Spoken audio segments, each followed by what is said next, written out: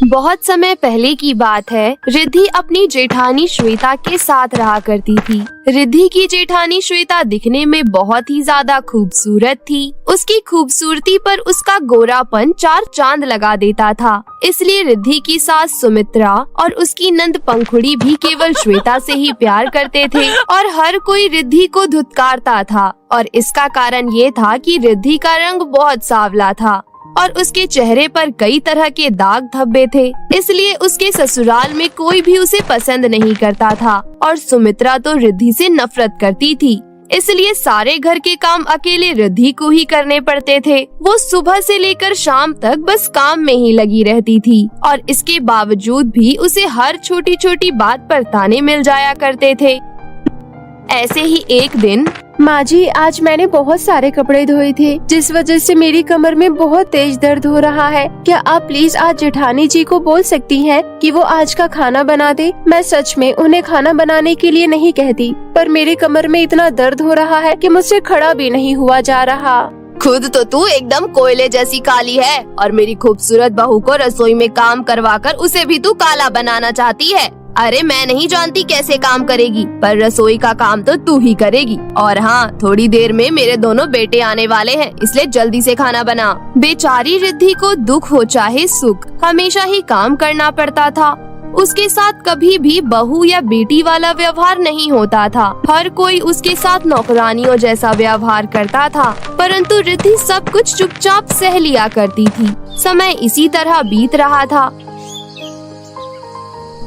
क्योंकि अब पंखुड़ी शादी लायक हो चुकी थी, इसलिए उसकी शादी तय कर दी जाती है। मुहूर्त पास का ही निकाला जाता है। सब लोग शादी की तैयारियों में लगे होते हैं। अलग अलग तरह के गहने और कपड़ों की शॉपिंग कर रहे होते हैं। तभी एक दिन रिद्धि सुमित्रा से कहती है, माँ जी, कुछ ही दिनों में पंखुड़ी की शादी है। कृपया करके मुझे भी एक अच्छी सी साड़ी दिला दीजिए। मेरी सारी साड़ियाँ पुरानी हो चुकी है। कृपया करके मुझे भी एक अच्छी सी साड़ी दिला दीजिए। शक्ल देखी है तूने अपनी? तू चाहे जो भी पहन ले, लगेगी तू बदसूरत ही। माँ जी, नई साड़ी लेकर कोई पैसे बर्बाद करने की जरूरत नहीं है। मेरे पास बहुत सारी पुरानी साड़ी पड़ी है, मैं उनमें से ही से एक दे दूंगी। वैसे भी लोग इसे देखने नहीं आ रहे हैं। सच में बहू, तू खूबसूरत होने के साथ साथ बहुत ज्यादा समझदार भी है। और हाँ रिद्धि, श्वेता बिल्कुल सही कह रही है। वैसे भी तुझ पर कोई ध्यान नहीं देने वाला, इसलिए श्वेता जो पुरानी साड़ी देगी उसे ही पहन लेना। वैसे तो ताने मस्के रिद्धि को हर रोज ही सुनने को मिलते थे, परंतु अब उसके साथ इतना बुरा व्यवहार हो रहा था कि हर रोज उसकी आंखों से आंसू बहते थे। ससुराल में आने के बाद उसे आज तक एक भी नया कपड़ा नहीं दिलाया गया था। उसे अपनी शादी में जितनी साड़ियाँ मिली थी, आज भी वो उन्हीं साड़ियों का इस्तेमाल कर रही थी। समय इसी तरह से बीत रहा था। एक दिन पंखुड़ी की कुछ सहेलियाँ उसके घर पर आती हैं। क्योंकि घर का सारा खाना रिद्धि ही बनाती थी, इसलिए पंखुड़ी की सहेलियों के लिए भी नाश्ता और अलग अलग तरह के पकवान भी रिद्धि ने ही बनाए थे और उन्हें ले जाकर टेबल पर सजा दिया। जैसे ही पंखुड़ी की सहेलियाँ रिद्धि को देखती हैं, तो कहती हैं, हे भगवान पंखुड़ी, तूने कैसी नौकरानी रख रखी है? ये कितनी काली है, कोई अचानक देखे तो डर ही जाए। हाँ, ये बिल्कुल ठीक कह रही है। वैसे ही तेरी नौकरानी ही है ना? वो बात ये है कि रहने दे पंखुड़ी, अब और छुपाने की जरूरत नहीं है। तेरी पीछे वाली दीवार पर तेरी फैमिली फोटो लगी हुई है। तेरी बड़ी भाभी से तो हम मिल चुके हैं, मतलब कि ये तेरी छोटी भाभी है। हाँ, ये मेरी छोटी भाभी है। हे भगवान पंखुड़ी, तेरे तो भाई की किस्मत ही फूट गई, जो ऐसी काली कलूटी औरत उनकी जिंदगी में आ गई। अगर मेरे घर में ऐसी भाभी आई होती तो मैं उन्हें धक्के मारकर घर से निकाल देती, पर चल छोड़। कुछ देर बाद पंखुड़ी की सहेलियाँ अपने अपने घर चली जाती हैं। उनके जाने के बाद पंखुड़ी जोर से चिल्लाते हुए सुमित्रा और श्वेता को अपने कमरे में बुलाती है। क्या हो गया, इतना जोर से क्यों चिल्ला रही है? माँ, अब बहुत हो चुका है। आपकी काली कलूटी बहू की वजह से आज मेरी बहुत बेइज्जती हुई है। ये अब और यहाँ नहीं रह सकती। अभी के अभी इसे घर से बाहर निकाल दीजिए। पर हुआ क्या है बेटा? अरे मैंने आपकी बहू को सिर्फ खाना बनाने के लिए बोला था, मेरी सहेलियों के आगे आने को नहीं। पर ये फिर भी सबके सामने अपना मुंह उठाकर आ गई। आज इसकी वजह से मेरी सभी सहेलियों के आगे मेरी सारी रेपुटेशन खराब हो गई। अब या तो आप इसे आज के आज घर से बाहर निकालिए, नहीं तो मैं ही ये घर छोड़कर चली जाऊंगी। तुझे कहीं जाने की जरूरत नहीं है बेटा। वैसे भी इस काली मनहूस से हर कोई इस घर में परेशान है। अब अगर इस घर से कोई जाएगा तो ये जाएगी, तू नहीं। माँ जी, ये आप कैसी बातें कर रही हैं? आपको पता है कुछ ही महीनों पहले मेरे माता पिता की मृत्यु हो गई है और आप लोगों ने मेरी शक्ल को देखकर मेरे माता पिता से इतना दहेज मांगा था कि उन्होंने अपना घर जायदाद सब कुछ गिरवी रखकर आपको दहेज दिया। इसलिए अब मेरे पास कहीं जाने के लिए कोई जगह भी नहीं है। कृपया करके मुझे घर से मत निकालिए। जो भी हुआ मैं उसके लिए माफी चाहती हूँ। आगे से ऐसा कुछ भी नहीं होगा। हर बार तू यही कहती है और हर बार एक नई गलती करती है। तुझसे कितनी बार कहा है कि कभी भी मेहमानों के सामने मत आया कर, लेकिन नहीं, तूने तो ठेका ले रखा है हमारी इज्जत खराब करने का। माँ जी बिल्कुल सही कह रही है, लेकिन कितना भी समझा लो, इस मंद बुद्धि की अकल पर हमेशा पत्थर ही पड़े रहते हैं। और हाँ माँ जी, पंखुड़ी ने बहुत ही सही फैसला लिया है। मैं पंखुड़ी के साथ हूँ, इसे इस घर से निकाल दीजिए। वैसे भी इससे शादी करके देवर जी की भी जिंदगी खराब हो गई है। वो इस बदसूरत को लेकर कहीं जा भी नहीं सकते। इसके जाने के बाद कम से कम हम देवर जी की शादी एक खूबसूरत लड़की से तो कर पाएंगे। हाँ श्वेता बहू, तू बिल्कुल सही कह रही है। सुन रिद्धि, अभी के अभी इस घर से निकल जा और वापस यहाँ कभी अपनी शक्ल मत दिखाना। बेचारी रिद्धि अपनी सास और जेठानी के आगे खूब गिड़गिड़ाती है, परंतु कोई उसकी एक नहीं सुनता और उसे धक्के मारकर घर से निकाल देते हैं।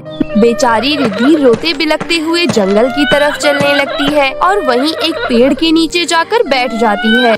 माँ, पापा, मैंने आप लोगों से पहले ही कहा था मेरी शादी मत करवाइए। इस दुनिया में सभी की सोच बहुत छोटी है। ये लोग अंदरूनी खूबसूरती से ज्यादा चेहरे का रंग, चेहरे की खूबसूरती ज्यादा पसंद करते हैं। पर आप लोगों ने मेरी एक नहीं सुनी और अपना सब कुछ बेचकर मेरी शादी करवा दी। देखिए आखिर क्या अंजाम हुआ। काश भगवान मुझे भी आपके पास बुला लेता तो आज मुझे ये दिन देखना नहीं पड़ता। ऐसा कहकर रिद्धि काफी देर तक रोती रहती है। तभी रिद्धि आसपास नजर घुमाती है तो उसकी नजर पेड़ के पीछे से आ रही रोशनी की ओर जाती है। ये रोशनी किस चीज की है? रिद्धि जब आगे बढ़कर देखती है तो उसे दिखाई देता है कि पेड़ के पीछे दो बहुत ही सुंदर साड़ियाँ हैं। एक साड़ी बिल्कुल सोने सी चमक रही है और दूसरी साड़ी बिल्कुल चांदी जैसी लग रही है। जब रिद्धि थोड़ा और आगे जाती है तो उसे वहाँ पर एक परी भी दिखाई देती है। आओ रिद्धि, मुझे तुम्हारा ही इंतजार था। आप मुझे जानती हैं? मैं परी हूँ और मैं सब कुछ जानती हूँ और मैं ये भी जानती हूँ कि तुम एक बहुत ही भली लड़की हो, इसलिए मैंने तुम्हें चुना है। चुना है? किस चीज के लिए चुना है? रिद्धि, तुम सामने जो ये साड़ियाँ देख रही हो, ये एक सोने की साड़ी है और दूसरी चांदी की। तुम्हें इन दोनों साड़ियों में से किसी एक साड़ी को चुनना है। याद रहे, दोनों ही साड़ियाँ जादुई है। अगर तुम सोने की साड़ी चुनती हो तो वो तुम्हें बहुत ज्यादा खूबसूरत बना देगी, साथ ही साथ तुम्हें बहुत ज्यादा धन दौलत भी देगी। और इस चांदी की साड़ी में कौन सी जादुई शक्ति है? रिद्धि, तुम्हारे गांव से आगे 2 गांव छोड़कर एक गांव है जिसमें बहुत बुरी बीमारी फैल गई है और वो बीमारी महामारी बन चुकी है। इस चांदी की साड़ी में वो जादुई शक्ति है जो उस महामारी को पूरी तरीके से दूर कर सकती है। अगर तुम इस चांदी की साड़ी को चुनती हो तो तुम हजारों लोगों की जान बन सकती हो। अब बताओ तुम कौन सी साड़ी चुनना चाहती हो? रिद्धि बिना देर लगाए कहती है, परी जी, मैं चांदी की साड़ी चुनना चाहती हूँ। मैं जानती हूँ इस दुनिया में लोगों के लिए खूबसूरती और पैसा जरूरी होता है, पर मेरा मानना है कि किसी की जिंदगी से बढ़कर कुछ भी नहीं है। इसलिए मैं चांदी की साड़ी चुनकर लोगों की जान बचाना चाहती हूँ। इसके बाद जैसे ही रिद्धि उस चांदी की साड़ी को पहनती है तो एक अद्भुत चमत्कार होता है। रिद्धि का सांवला रंग बहुत ही सुंदर गोरे रंग में बदल जाता है, साथ ही साथ वो बहुत ज्यादा खूबसूरत हो जाती है। ये देखकर रिद्धि हैरान रह जाती है। तभी परी कहती है, हैरान मत हो रिद्धि, मैं तो तुम्हारी परीक्षा ले रही थी और तुम मेरी परीक्षा में सफल रही, इसलिए अब तुम इतनी खूबसूरत हो गई हो। और हाँ, ये चांदी की साड़ी तुम्हें अपार धन दौलत देगी और इसकी वजह से तुम्हारी खूबसूरती ऐसी ही बनी रहेगी। और अब ये सोने की साड़ी भी तुम्हारी है। ये सोने की साड़ी तुम्हें तुम्हारे असली और सच्चे जीवन साथी से मिलवाएगी। रिद्धि को परी की पूरी बात समझ नहीं आती, परंतु वो परी का धन्यवाद करती है और दोनों ही साड़ियों को लेकर वहाँ से चली जाती है। चांदी की साड़ी से प्राप्त धन से रिद्धि अपने लिए बहुत ही आलीशान घर बनवाती है और उसी घर में रहने लग जाती है। तभी एक दिन रिद्धि का परी की दी हुई सोने की साड़ी पहनने का मन होता है, इसलिए वो सोने की साड़ी पहनकर बाहर टहलने चली जाती है। तभी पास के ही राज्य के एक राजकुमार की नजर रिद्धि पर जाती है और वो रिद्धि को देखकर मोहित हो जाता है और उसके सामने शादी का प्रस्ताव रखता है। राजकुमार से शादी का प्रस्ताव मिलने पर रिद्धि को परी की कही बात याद आती है और वो शादी के लिए हाँ कर देती है और फिर बड़े ही धूमधाम से रिद्धि और राजकुमार की शादी होती है। हालांकि रिद्धि बहुत खूबसूरत हो चुकी थी, परंतु फिर भी वो राजकुमार को अपनी सारी सच्चाई बताती है। लेकिन राजकुमार का दिल बहुत ही साफ होता है, इसलिए वो रिद्धि को पूरे मन से अपना लेता है और उस दिन के बाद से वो दोनों हंसी खुशी जीवन व्यतीत करने लग जाते हैं। रात में तारों की चोरी। एक समय की बात है, गेंदापुर नाम का एक छोटा सा गांव था।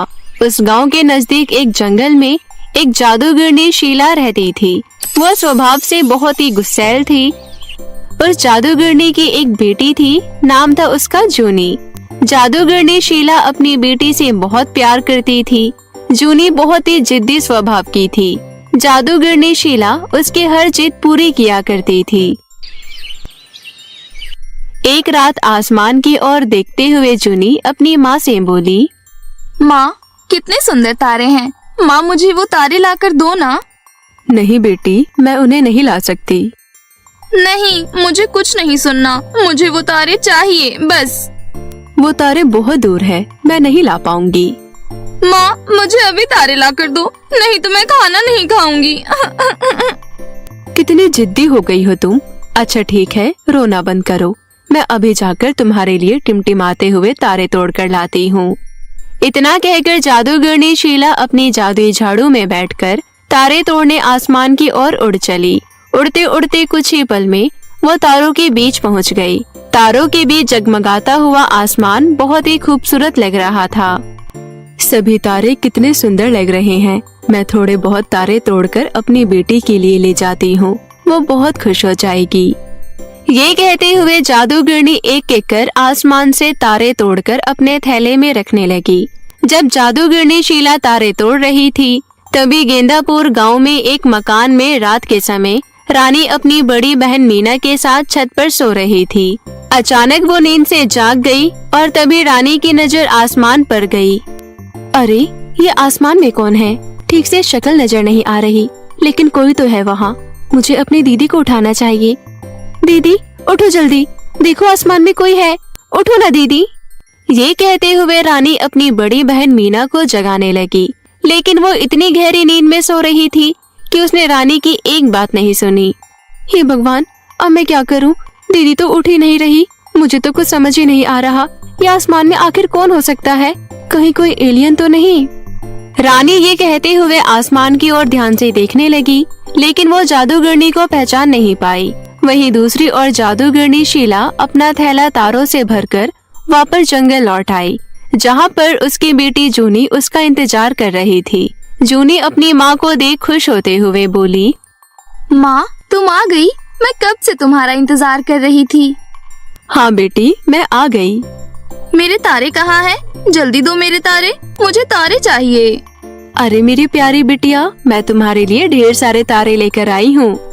लेकिन कहाँ है माँ? जल्दी दो ना, मुझसे और वेट नहीं हो रहा। देती हूँ, पहले जल्दी से अपनी आंखें बंद करो। जूनी ने अपनी आंखें बंद कर ली। तभी जादूगरनी शीला ने अपने थैले से ढेर सारे चमचमाते हुए तारे निकाले और अपनी बेटी जूनी के हाथों में रखते हुए बोली, अब अपनी आंखें खोल लो बेटी। जूनी ने जैसे ही अपनी आंखें खोली तो वो ढेर सारे तारों को अपने हाथों में देखकर खुशी से नाचने लगी और फिर वो तारों के साथ खेलने लगी। अपनी बेटी को खुश देख जादूगरनी शीला भी बहुत खुश हो रही थी। पूरी रात जादूगरनी की बेटी जूनी तारों के संग खेलती रही। फिर सोने से पहले जूनी उन सभी तारों को एक बक्से में बंद कर सो गई। फिर अगली सुबह रानी उठकर अपनी माँ सरिता से रात की घटी घटना बताने लगी, पर उसकी माँ सरिता उसकी बात पर बिल्कुल भी यकीन नहीं करती। रानी, लगता है तुमने नींद में कोई सपना देखा होगा। माँ, मैं सच कह रही हूँ, कल रात को मैंने सच में किसी को आसमान में देखा था। झूठ बोलना तो कोई तुमसे सीखे। चल अब जा यहाँ से, मुझे खाना बनाने दे। रानी अपनी बड़ी बहन को भी रात की बात बताती है, लेकिन वो भी उसकी बात पर विश्वास नहीं करती। कोई भी मेरी बात पर विश्वास नहीं कर रहा। अब मैं क्या करूं? कैसे इन्हें बताऊं कि मैं सच बोल रही हूं? ऐसे ही पूरा दिन बीत गया।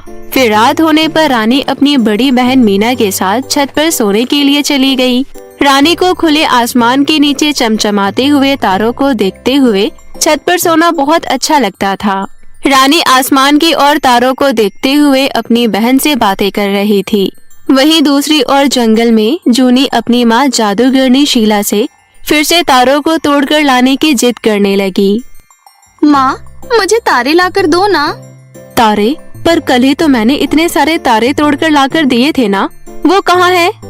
माँ, वो तो बहुत थोड़े से तारे हैं, मुझे और तारे चाहिए। प्लीज माँ, आपके तो बाएं हाथ का खेल है।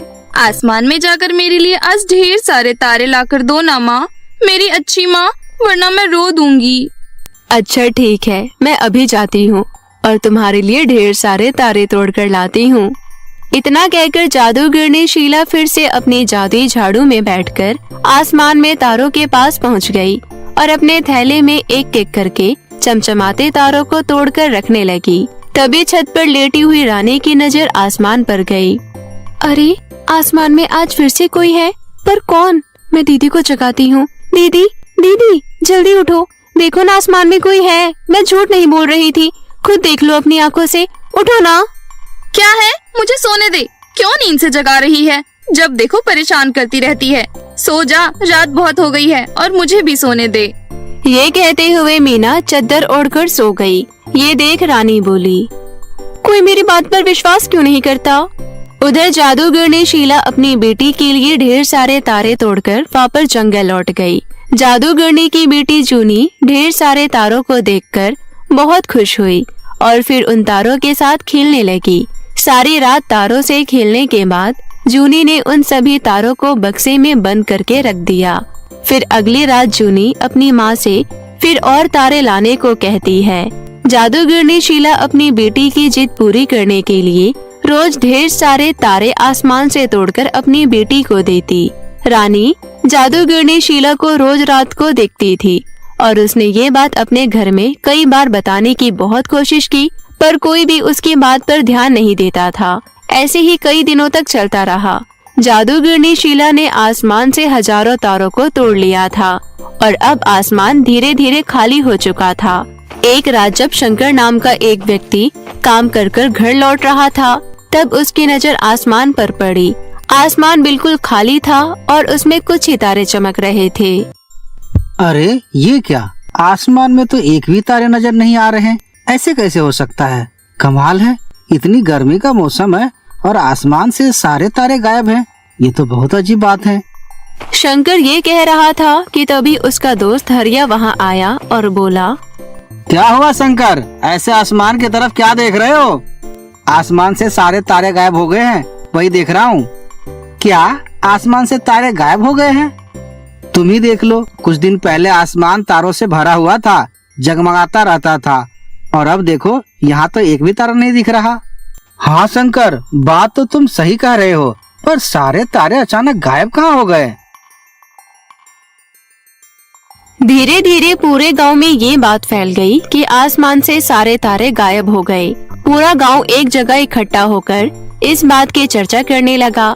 रानी भी चुपचाप वहीं खड़ी होकर सबकी बातें सुन रही थी, लेकिन रानी से रहा नहीं गया और वो बोली, मुझे पता है आसमान से तारे कैसे गायब हो गए। क्या तुम्हें पता है? बताओ हमें। दरअसल रोज आधी रात को आसमान में कोई आता है और तारों की चोरी करता है। ये तुम कैसी बातें कर रही हो रानी बिटिया? मैं सच बोल रही हूँ।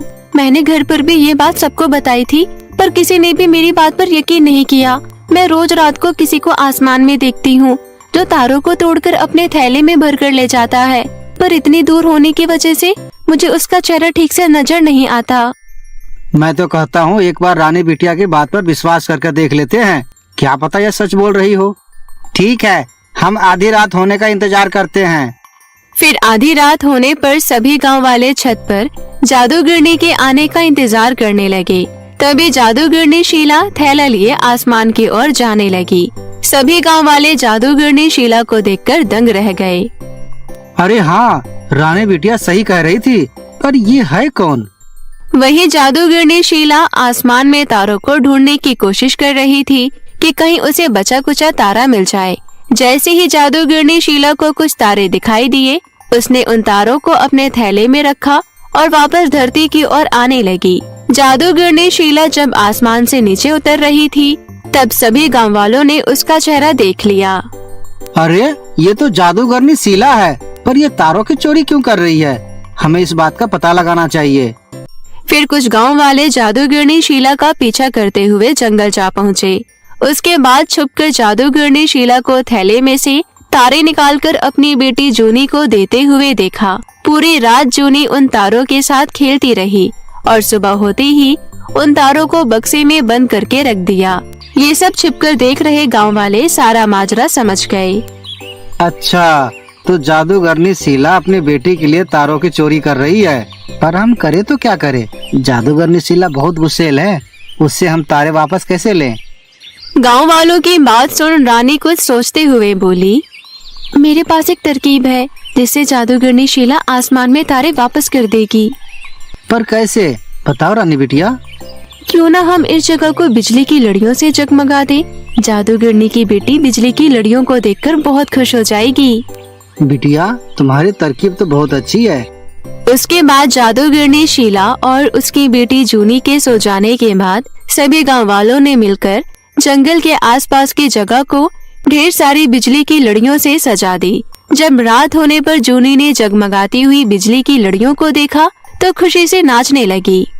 अरे वाह माँ, देखो ना, ये तो तारों से भी ज्यादा जगमगा रहे हैं। जादूगरनी शीला भी ये सब देखकर बहुत हैरान थी। अरे ये सब किसने किया? तभी जैसे तैसे हिम्मत करके रानी जादूगरनी शीला के पास गई और बोली, जादूगरनी जी, ये सब हम गांव वालों ने किया है। तुम गांव वालों ने? पर क्यों? ताकि तुम आसमान के तारे वापस कर दो। देखो ना, बिना तारों के आसमान कितना खाली है, चारों तरफ अंधेरा छाया हुआ है। जादूगरनी शीला ने आसमान की ओर देखा और बोली, तुम सभी ने मेरी बेटी की खुशी के लिए पूरा जंगल बिजली की लड़ियों से जगमगा दिया, तो ठीक है, मैं भी सारे तारे वापस आसमान में लगा देती हूँ। इतना कहकर जादूगरनी शीला ने सारे तारे आसमान में वापस लगा दिए और खाली आसमान फिर से तारों से जगमगा उठा।